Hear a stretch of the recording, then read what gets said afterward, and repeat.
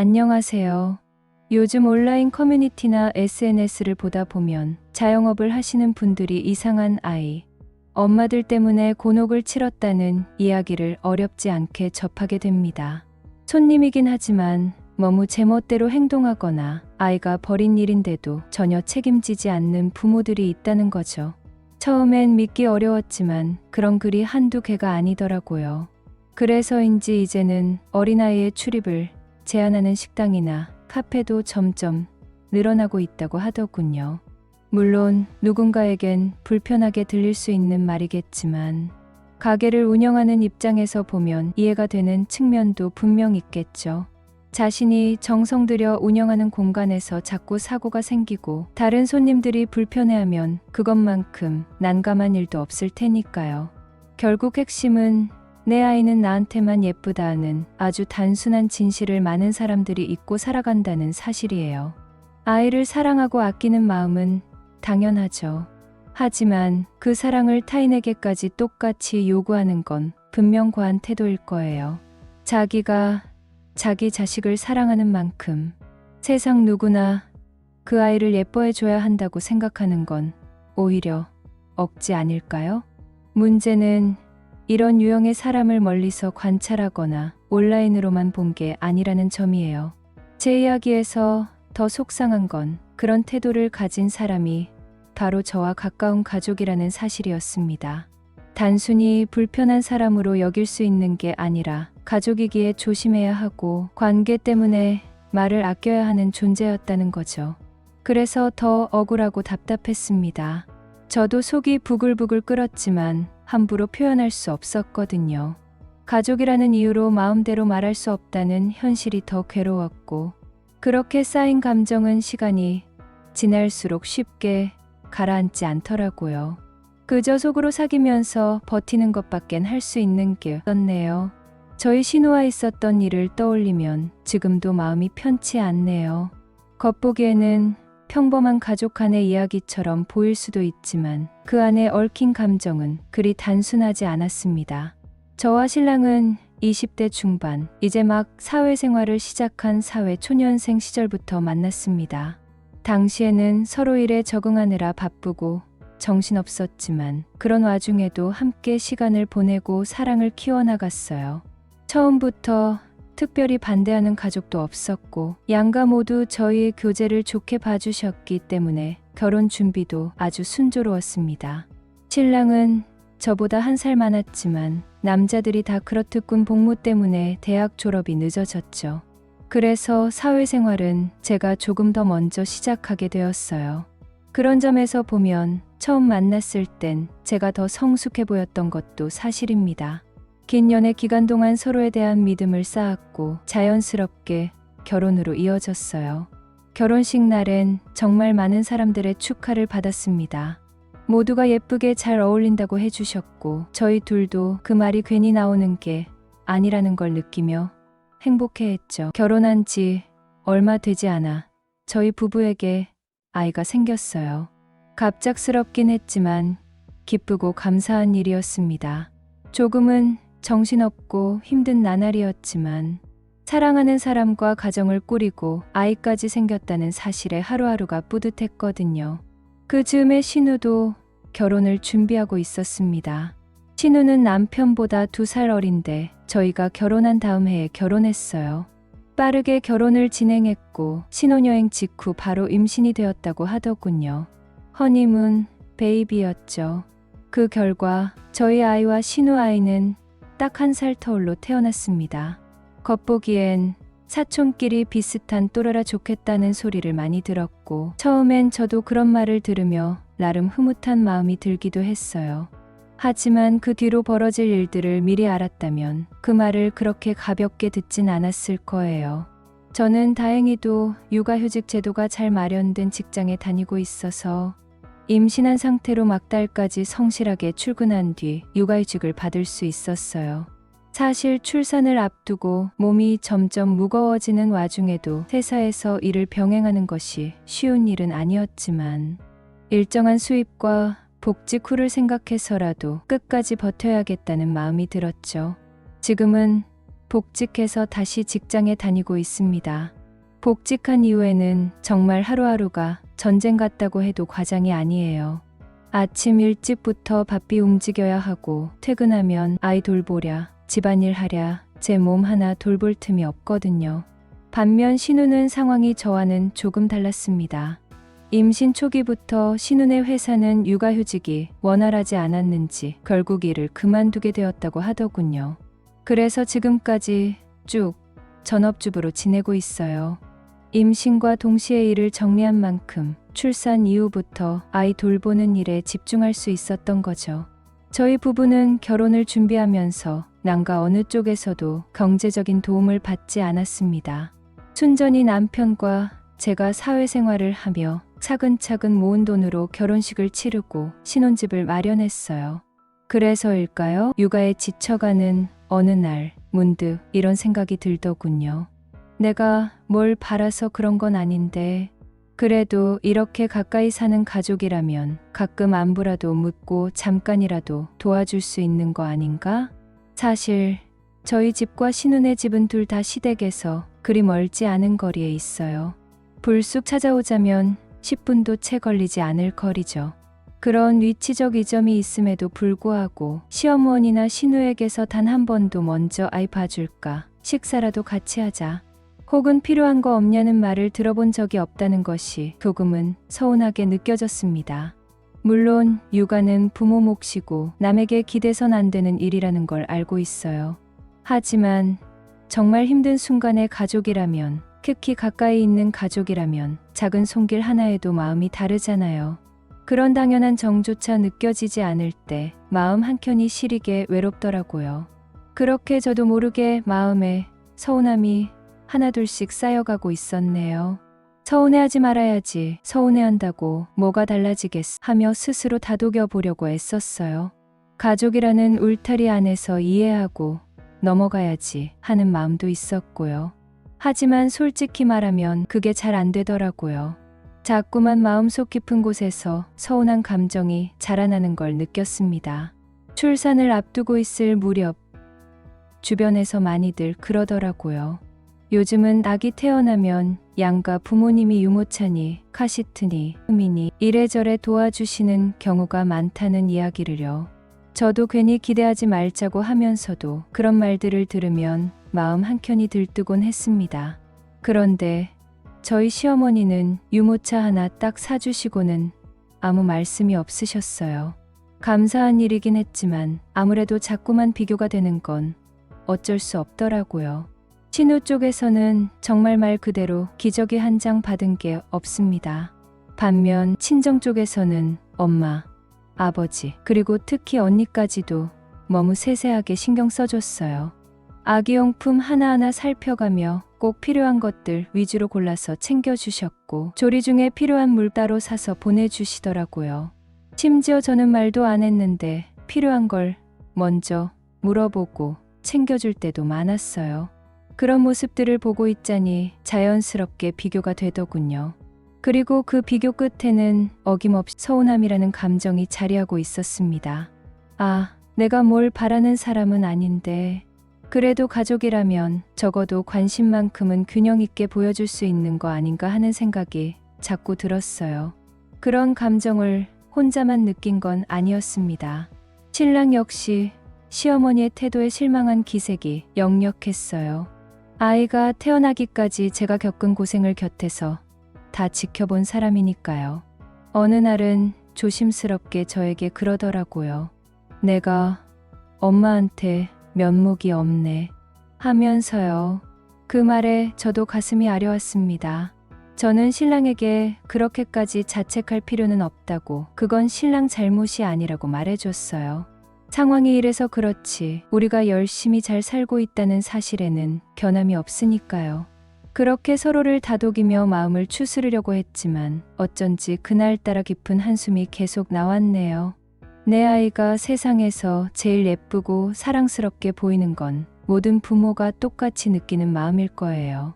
저도 그렇고 신랑도 그렇고 우리 아이를 볼 때마다 어쩜 이렇게 예쁜가 싶어 하루에도 몇 번씩 감탄을 했죠. 신생아 시절 아이가 잠든 얼굴을 가만히 바라보다 보면 그저 숨쉬는 모습만으로도 눈물이 날 정도로 사랑스러웠습니다. 신랑과 저는 아이를 보며 서로 너 닮은 것 같아 아니야. 너 닮았지 하며 유치하게 티격태격하기도 했어요. 그러다 결국엔 그래 둘 다 닮았네. 완벽하다 하면서 엄지척을 하며 웃곤 했습니다. 그런 시간들이 하나하나 소중하고 정말 우리 둘만의 세상이 따로 있는 것처럼 행복했어요. 그렇게 1년쯤 흘렀을 때 신우도 아이를 낳았습니다. 신우는 임신했을 무렵부터 저에게 종종 농담처럼 이런 말을 하곤 했어요. 언니, 나 임신했으니까 뭐 사줄 거야? 라거나 첫 조카니까 기대되네. 뭐 해줄 거야? 이런 식의 말을요. 처음엔 장난처럼 들렸고 가볍게 웃어 넘겼습니다. 하지만 출산이 가까워지고 그 말이 점점 더 구체적으로 들리기 시작하니까 저도 뭔가를 준비해야 하나 싶은 생각이 들더군요. 저희 아이를 낳았을 때 시어머니께 유모차를 선물 받았던 기억이 나서 그걸 떠올리며 저도 신우에게 유모차를 사주겠다고 했습니다. 당연히 남편에게도 이야기를 했죠. 그런데 신랑 반응이 생각보다 격했습니다. 자기 그 말 진심이야? 우리 애한텐 아무것도 안 해준 동생인데 유모차를 왜 사줘라며 단단히 화가 난 표정이더군요. 저는 신랑에게 말했어요. 당신 어머니께 받은 게 있으니 그걸 갚는 셈치고 동생에게 해주는 거야. 괜히 마음에 비단지려고 하는 거지. 그렇게 설명했더니 신랑은 더 단호하게 말했습니다. 그건 엄마가 자기 손주한테 당연히 해야 할 몫을 한 거야.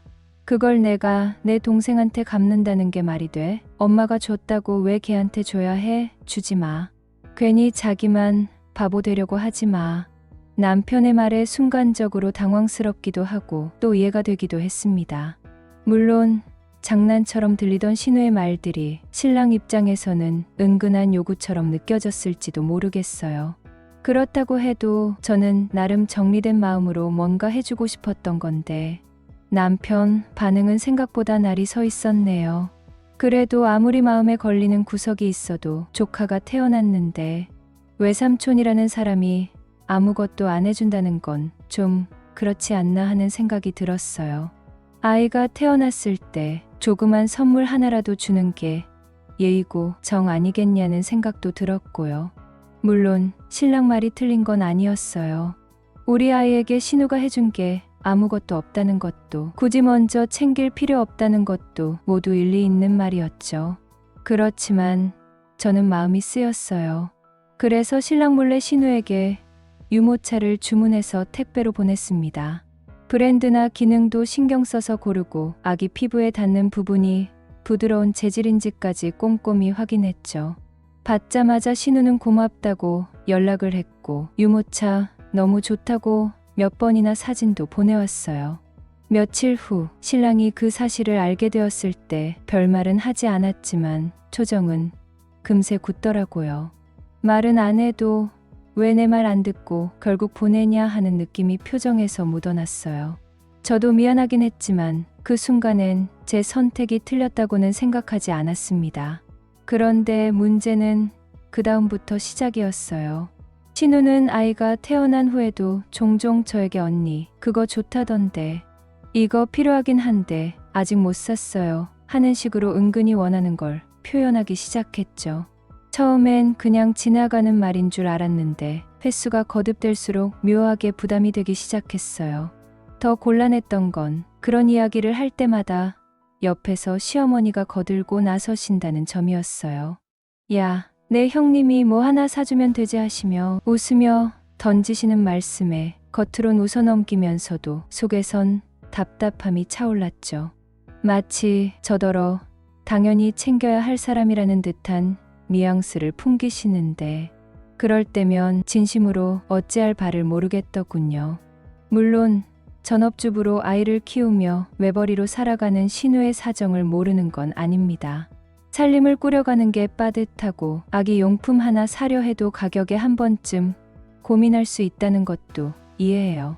하지만 그럼에도 불구하고 자꾸 우리 아이가 떠올랐어요. 저희 아이가 태어났을 땐 신우는 아무것도 해주지 않았거든요. 기저귀 한 장, 턱받이 하나조차도 받아본 적 없었어요. 그런 상황에서 제가 자꾸만 뭔가를 사주고 챙기다 보면 마치 당연한 듯 여겨지지 않을까 걱정도 됐고요. 그래서 결국 유모차 외에는 아무것도 더 주고 싶지 않았네요. 저희 아이가 벌써 4살이 되었네요. 말도 제법 잘하고 감정 표현도 분명해져서 함께 대화하는 재미가 큽니다. 그런데 아이가 자라면서 자연스럽게 또래 아이들과의 상호작용도 많아지다 보니 예상치 못한 부분에서 서운함을 느낄 일이 자꾸 생기더라고요. 특히 최근 들어 신우의 행동이 두쩍 신경 쓰이기 시작했어요. 이전엔 그렇게까지 뭘 사달라거나 부탁을 자주 하지 않던 신우가 요즘 들어 뭔가를 자꾸 요구하는데 그 방식이 너무 교묘하고 얄미워서 마음이 편치 않았습니다. 말 그대로 직접 말하는 게 아니라 아이를 앞세워서 은근슬쩍 부탁하거나 조른다고 할까요? 신우 아이는 아직 또렷하게 말을 하지 못해요. 또래보다 말문이 조금 늦게 트이는 편이라 표현력이 부족하긴 하지만 본인이 하고 싶은 건 확실히 드러내는 스타일입니다. 그런 아이의 특성을 너무나 잘 알고 있는 신우는 시댁에 모여 있을 때마다 자꾸 우리 아이 장난감을 갖고 싶어 하는 상황을 일부러 만들어내는 것 같았어요. 저는 그런 상황이 불편하지 않도록 늘 신경 써왔어요. 시댁에 갈 때마다 우리 아이가 갖고 놀 장난감 외에 비슷한 것을 하나 더 챙겨가곤 했습니다. 혹시라도 신우 아이가 탐을 내거나 가지고 싶어 하면 싸움이 나기 전에 여분의 장난감을 건네주면 되니까요. 그렇게 저 나름대로는 아이들끼리 갈등이 생기지 않도록 정성을 들였는데도 신우는 꼭 애매하게 굴더라고요. 신우 아이가 우리 아이 장난감을 바라보며 손을 뻗으면 신우는 형아한테 달라고 해라며 아이를 재촉하듯 말하곤 했습니다. 그 말이 참 이상했어요. 꼭 우리 아이가 안 주면 잘못하는 것처럼 들리잖아요. 처음엔 그냥 넘겼는데 나중에는 숙모한테 사달라고 해라는 말까지 하더라고요. 그 순간 정말 당황스럽고 기분이 묘했어요. 장난감을 사주고 안 사주고는 제 선택이어야 하는데 아이 입을 빌려서 그런 말을 하니 꼭 제가 사줘야만 하는 사람처럼 만들어버리는 겁니다. 물론 신우네가 외버리긴 해요. 생활이 여유롭지 않을 수 있다는 건 저도 이해합니다. 그런데 아이를 내세워서 타인의 배려를 당연시하는 태도는 정말 이해할 수 없었어요. 더욱이 신우 아이가 장난감이 없어서 그런 것도 아닙니다. 우리 아이보다도 장난감 종류는 오히려 더 많아 보이더군요. 결국 제가 싸움 없이 아이들 사이를 원만하게 만들기 위해 애쓰는 모습이 신우에겐 마치 무한리필, 배려처럼 보이는 건 아닌가 싶더라고요. 그런 생각이 들기 시작하니 제가 그동안 괜히 바보같이 굴었나 싶어 마음 한쪽이 서늘해졌네요. 시댁에서 종종 아이들과 함께 시간을 보내는 날이면 어김없이 비슷한 상황이 반복되곤 했습니다. 신랑이 우리 아이를 데리고 집 근처 놀이터에 가겠다고 말하면 어김없이 신우가 등장해서는 말투 하나 안 바꾸고 삼촌, 우리 애도 같이 데려가 주세요 하고 귀엽게 말하는 겁니다. 처음엔 웃으면서 넘길 수 있었지만 이런 일이 반복되다 보니 점점 피곤해졌어요. 신우 아이는 아직 걸음마도 불안정하고 걷다가도 잘 넘어지곤 합니다. 그런 아기를 데리고 혼자서 놀이터에 간다는 건 사실상 무리예요. 우리 아이도 4살이라 주의가 필요하고 말은 해도 아직 혼자 놔두긴 힘든 나이거든요. 그 두 아이를 단둘이 보살피며 놀이터에 다녀오는 건 신랑에게도 너무 과한 요구였죠. 그래서 신랑은 결국 곤란한 표정을 지으며 그냥 포기하듯 말없이 앉아 있거나 다음에 같이 가자 하면서 일단 상황을 넘기더라고요. 저도 그걸 옆에서 지켜보는데 마음이 복잡했어요. 우리 아이는 가고 싶어서 기다리고 있었고 신랑도 난처하고 분위기도 살짝 어색해지고요. 그런데 신우는 전혀 눈치채지 못한 듯 똑같은 말을 계속 반복했습니다. 그뿐만이 아니었어요.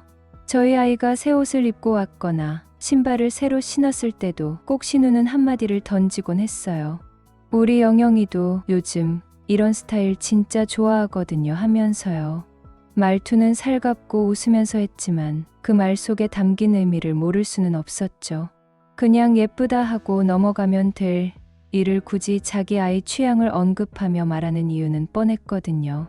더 속상한 건 시어머니였습니다. 그런 상황에서 괜히 한마디 거드시는 거예요. 야, 내 오빠가 저거 하나 못 사주냐? 하시며 저희 신랑을 힐끔 보시고 웃으시는 겁니다. 그 말이 아무렇지 않게 들릴 수도 있겠지만 듣는 입장에서는 참 불편하더라고요. 그냥 웃고 넘기기에는 자꾸 쌓이는 기분이었습니다. 우리 아이가 뭔가 새로 입거나 들고 있는 모습을 보고 칭찬해 주기보다는 꼭 신우 아이와 연결해서 말하거나 은근한 비교로 넘어가는 게 너무 자주 반복되다 보니 이제는 뭘 새로 해주는 것도 부담스러워지기 시작했어요. 뭘 입혀서 시댁에 가도 괜히 또 한마디 듣는 건 아닐까 싶고 눈치를 보게 되는 자신이 싫어졌네요. 신우 아이는 또래보다 감정 표현이 유독 강한 편이에요. 무엇인가 마음에 들지 않거나 원하는 대로 되지 않으면 마치 세상이 끝난 것처럼 소리 높여 울기 시작합니다. 그냥 우는 게 아니라 자지러지게 숨이 넘어갈 듯 울어요. 사실 아이마다 성향이 다른 것이니 그 자체를 문제 삼고 싶진 않았습니다. 문제는 그런 상황이 벌어졌을 때 신우의 태도였습니다. 아이가 울면 엄마라면 본능적으로 달래거나 상황을 수습하려고 애쓰는 게 자연스럽잖아요. 그런데 신우는 전혀 그렇지 않았어요.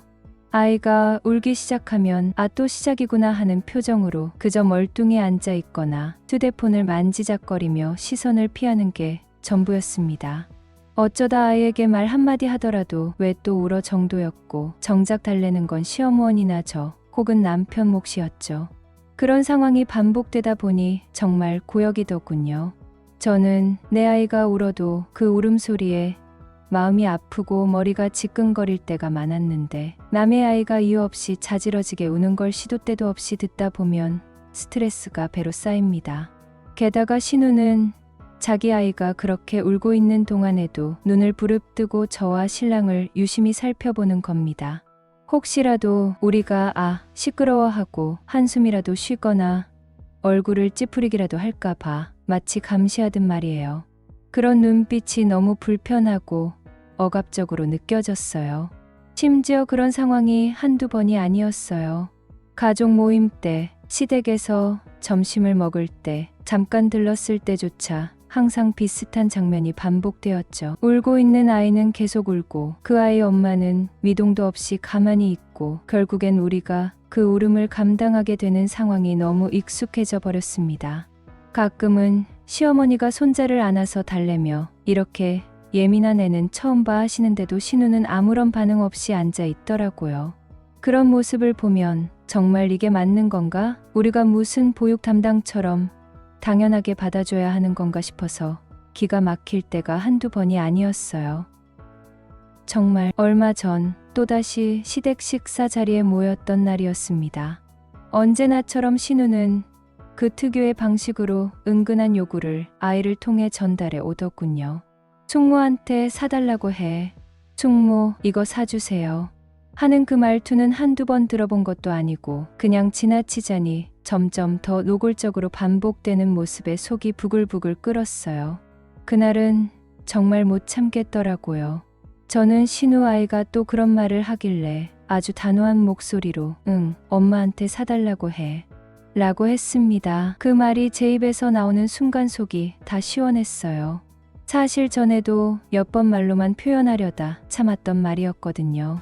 그런데 그날은 특히나 신우가 더 심하게 아이를 앞세워 저에게 은근한 압박을 가하는 게 느껴져서 더 이상은 못 참겠다는 생각이 들었습니다. 그동안 누적된 감정이 터진 거였죠. 그 말을 듣고 신우는 순간 당황한 듯 말이 없더니 이내 말도 안 되는 반응을 보이더군요. 제가 아이에게 엄마가 그런 것도 안 사줘. 엄마가 너 안 사랑하나 보다라고 덧붙이자 옆에 있던 신랑이 피식 웃으면서 고개를 끄덕이더라고요. 저는 신랑의 그 반응에서 예심, 응원을 받은 느낌이었고요. 하지만 신우는 정색을 하며 바로 따지기 시작했어요. 애한테 그런 말을 어떻게 하냐, 엄마가 안 사랑하나 보다니 무슨 말을 그렇게 하냐 라며 언성을 높였습니다. 그런데 그 순간 저도 참지 않았습니다. 아니, 고모가 우리 영영이 신우 아이를 거지로 키우는 것 같아서 그래요. 매번 뭐 사달라 하게 하잖아요. 이 말은 일부러 강하게 표현한 거였어요. 충격요법처럼 들렸으면 좋겠다는 생각까지 들었거든요. 그 말을 들은 신우는 완전히 폭발하더군요. 지금 뭐라고 했어? 내 애를 거지라고 했어? 하며 소리를 지르기 시작했어요. 그때 저는 조용히 하지만 또박또박하게 이렇게 말했죠. 내가 언제 아이를 거지라고 했어요? 고모가 맨날 숙모한테 사달라 말하게 가르치잖아요. 구걸하라고 배우는 걸 보고만 있어야 해요? 말이 끝나자 신우는 더 이상 감정을 주체하지 못하고 식탁을 박차고 일어났어요. 시어머니는 상황이 어색해지자 둘이 애들 앞에서 그게 뭐니 하고 말하셨지만 이미 분위기는 돌이킬 수 없을 만큼 싸늘해졌습니다. 신우의 감정은 더 이상 감당할 수 없을 만큼 고조되어 있었습니다. 제가 고모는 우리 이 기저귀 한 장 안 사줬는데 우리가 유모차 사줬으면 평생 고마워해야죠. 하고 말하자 신우는 제 말을 제대로 듣지도 않고 울면서 소리를 지르기 시작했어요. 얼굴이 빨개지도록 흥분한 채 지금까지 유모차 한 대 사준 것밖에 없으면서 너네가 뭔 상관이야, 뭘 그렇게 생색이야 라며 언성을 높였습니다. 그 순간 신랑이 차분하면서도 단호하게 말했죠. 영영이한테 그런 게 아니라 네가 영영이한테 구걸하는 걸 가르치고 있다는 얘기야. 애한테 그런 걸 왜 학습시키냐고. 신랑의 말투는 냉정했지만 그 안에 그동안 쌓여있던 피로와 실망감이 묻어나 있었어요. 하지만 신우는 그 말조차 받아들이지 못하고는 도리어 더 크게 울며 주저앉다시피 소리를 지르더군요. 감정에 휩쓸린 신우는 앞뒤도 맞지 않는 말을 늘어놓기 시작했어요. 그럼 너희는 한 번 사준 걸로 뭐든 다 퉁치겠다는 거야? 누가 뭐 달라고 그랬어? 내가 그러는 거지. 내가 시킨 것도 아니잖아 라고 하더라고요. 그동안 아이를 이용해 우회적으로 요구해온 것들을 스스로 부정하는 듯한 모습이었죠. 결국 신우는 자기 남편에게 전화를 걸더군요. 울먹이는 목소리로 오빠, 지금 이 사람들이 우리 애한테 거지라고 했어. 나 지금 너무 억울해. 당장 와줘. 애한테 무슨 짓을 하는 거야? 하면서 전화를 끊었습니다. 주변은 말 그대로 정적이 흘렀어요. 시어머니는 당황한 기색을 감추지 못하고 양쪽을 번갈아 바라보셨고 저와 신랑은 서로를 바라보며 잠시 말이 없었습니다. 상황이 여기까지 올 줄은 몰랐지만 마음 한켠에서는 언젠가 이런 날이 올 것 같다는 예감도 있었거든요. 그동안 쌓이고 쌓였던 감정의 응어리가 결국 오늘 이런 방식으로 터져버린 것이랄까요? 시어머니는 두 손을 내저으며 저희 사이에 끼어들었어요. 언성이 높아지자 걱정스러운 얼굴로 다가오시더니 얘야, 너도 그렇지만 여의도 말을 너무 심하게 한 거 아니니? 하며 우리 부부에게도 나무라는 말씀을 하셨습니다. 그 말을 듣고 저는 한 번 더 억눌러왔던 감정을 꾹 눌러서 말했죠. 어머니, 자기 자식한테 국어를 가르치는 엄마를 옆에서 계속 지켜봐야 하는 입장도 이해해 주세요. 전 그게 참아지지가 않아서요. 제 말이 그렇게까지 가혹한 말은 아니라고 생각했지만 어머니는 그 순간 아무 말도 못하시고 입을 다무셨습니다. 아마 신우가 계속 그런 태도를 보이는 걸 어머니도 알고 계셨기 때문일 거예요. 잠시 주방 쪽을 바라보시다가 한숨을 길게 내쉬더니 아무 말씀 없이 자리에 앉으셨습니다. 저와 신랑은 더 이상 이 대화를 이어가는 게 무의미하다는 걸 느끼며 말을 아꼈고 신우는 여전히 울먹이며 아이를 안고 있었어요. 그때 갑자기 현관문이 열리고 신우의 남편이 헐레벌떡 들어섰습니다. 얼굴이 붉게 상기된 채 집 안으로 들어오자마자 다짜고짜 신랑을 향해 지금 우리 애한테 거지라고 했어요? 정말이에요? 하고 따져 묻더라고요. 순간 분위기가 다시 긴장감으로 가득 차올랐습니다. 신랑은 차분하게 숨을 고르고 상황을 정확히 설명해 주었어요. 애한테 그런 말 한 거 아니고 너희가 아이를 앞세워서 계속 뭔가를 사달라고 하는 그 태도에 대해서 말한 거야. 내 아내가 계속 숙모한테 사달라 그래. 형아한테 달라고 해 그렇게 시켜서 내 와이프가 그만하라고 한 거고 나도 그렇게 얘기한 거야. 아이한테 무슨 잘못이 있겠어. 신랑이 말을 마치자 신우 남편은 멋쩍은 표정을 지으며 작게 한숨을 쉬었고 잠시 저희 얼굴을 보더니 아 그랬군요. 오해했네요. 죄송합니다 하고 고개를 숙였습니다. 그리고는 울고 있는 신우에게 다가가 그만하고 일어나. 오늘은 그냥 가자 고 하며 아이를 안았습니다. 신우는 처음엔 일어나지 않더니 남편이 조용히 재촉하자 결국 흐느끼는 얼굴로 아이를 안고 자리에서 일어섰어요. 아무 말도 하지 않고 신발을 신은 후 시어머니에게도 인사 없이 신우 남편과 함께 집을 나섰습니다. 온 집안이 싸늘하게 식어 있었고 저와 신랑은 가슴 깊은 곳에서 묘한 씁쓸함이 일렁이는 걸 느꼈습니다. 아이가 주인공이 되어야 할 가족 모임에서 어른들의 감정 싸움이 이렇게까지 번진 것이 못내 마음에 걸렸네요. 신우네가 아이를 데리고 가고 나자 시어머니는 무거운 침묵을 깬 듯 조용히 입을 여셨어요. 너희는 그래도 어른이잖니. 애한테 그런 식으로 말하면 어떡하니. 아무리 그래도 말을 좀 부드럽게 했어야지. 그렇게까지 심하게 얘기하면 그 애가 뭐가 되니 하고 말씀하시더라고요. 저는 조용히 있었고 신랑이 담담한 표정으로 어머니를 바라보며 말했습니다. 엄마, 우리 조카 이상하게 크는 거 그냥 보고만 있어야 해요? 지금부터라도 고모가 하는 말투나 행동 그런 걸 아무도 제지하지 않으면 애가 뭘 배워요? 우리는 오늘에서야 제대로 얘기한 거예요. 진작 말했어야 했는데 참기만 했으니까 저렇게 된 거잖아요. 그렇게 말하는 신랑의 목소리에는 아쉬움과 분노가 뒤섞여 있었어요. 그러자 시어머니는 살짝 짜증 섞인 어조로 그래도 가족끼리 말이야. 그렇게 기분 상하게 말을 해버리면 서로 보기 힘들어지지 않겠니? 라고 하시며 여전히 저희에게 책임을 돌리시는 듯한 태도를 보이셨어요.